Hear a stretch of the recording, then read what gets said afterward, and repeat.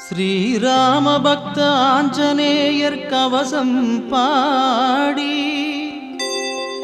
அன்போடு துதிப்பவர்க்கு உண்டாகும் நன்மை கோடி. பேராற்றல் கொண்டிருக்கும் மாருதி நீயே, உனை போற்றி பாட வந்தோ நீ அருள் செய்வாயே.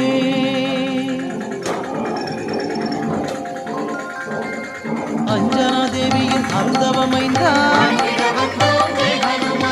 அன்புடையோரை காப்பவன் நீயே.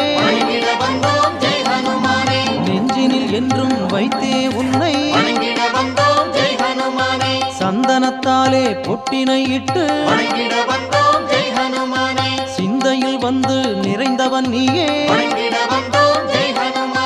காற்றினில் என்றும் கலந்திருப்ப